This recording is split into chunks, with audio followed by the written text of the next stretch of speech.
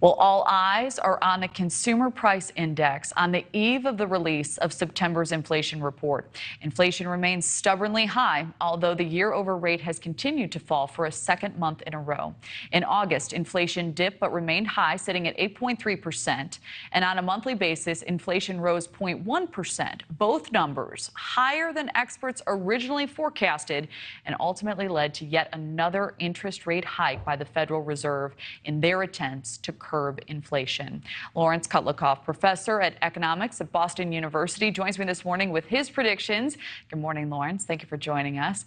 So inflation, yes, great to have you. We were curious, inflation continues to fall slowly but remains stubbornly high. What do you think we'll see released in September's Consumer Price Index report? Well, these things can be subject to, nobody knows for sure because the government is sitting on some numbers that we haven't seen. The expectation is that the rate will be for the month somewhat lower than it was in September, and that we're on a downward trend. That's certainly the consumer expectation, the expectation the markets have. But nobody knows for sure. I think we should think about trying to live with inflation rather than trying to kill the economy to kill inflation.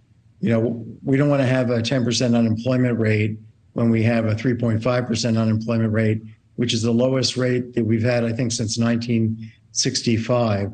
So the idea that the Fed should go nuts, the Fed chairman, why not index the tax system so that it's inflation neutral? Why not make sure that we help retired firemen and on fixed pensions in Detroit to deal with that problem? Why don't we try and get control of our federal spending so that we don't have to print money to pay our bills like we have been doing? Why don't we start doing some long-term fiscal planning so that everybody can see that our country is being fiscally responsible? Why don't we have some jawboning to tell the 35 million businesses that it's time to, that we need to have everybody on board to raise prices at a lower level, and to not, that this is a collective effort that we need to make. It's not that Jerome Powell, the Federal Reserve Chairman, can set all the prices for 35 million companies. He can't. The power that he has is to kill the economy, and that's pretty much it. But the power of jawboning is right there in his jaw, and that also in the president's jaw, and also the Treasury Secretary. They should be telling the general public and the businesses in particular, let's try and have you not increase your prices beyond 4% the next time you raise prices. Let's get everybody on board to do that, and then we'll go down to 3% and 2%. And by the way, the government's got a plan here to make sure that it can pay its bills through time without the printing press being used every 2 seconds. Interesting. So do you believe we are on the cusp of entering a recession? Not when you have 3.5% unemployment. It's a post-war, almost a post-war low. We have very high employment to population ratio. You have a very high average hourly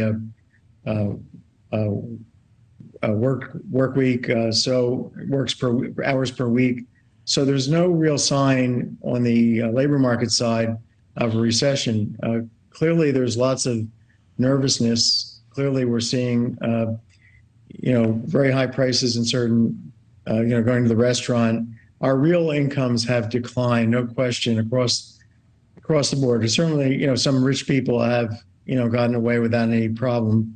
But for most people, middle class, lower income class, this thing is hurting. But we have to really pin this on the main culprit here. There's two. There's COVID, and this is the aftermath of COVID, all the disruptions. But we also have Putin's war in Ukraine, which has taken all the Russian energy supply off the market, and it's taken a lot of grain supply and other supplies of these countries were providing to the rest of the world off the market. So, we have to have an adjustment downward in our living standard because we are effectively at war. We have, we have a proxy war going on with Russia, and when in war times you have to take a hit, and that's one message that the president needs to convey. And we're taking the hit through inflation, but we don't want to get the expectations of inflation so so out of hand that everybody starts saying, well, I need to raise prices, by 20% because I don't want to do it every year. I got to make up for the fact that I'm not going to be raising prices for the next couple of years, so I'll take a 20% increase. That problem. Excellent. A lot to consider there. Laurence Kotlikoff, professor of economics at Boston University. Thank you for your insight. Great. My pleasure. Thank you. Thank you for watching. Go to newsnationnow.com to find NewsNation on your television provider. And don't forget to click the red subscribe button below to get more of NewsNation's fact-driven, unbiased coverage.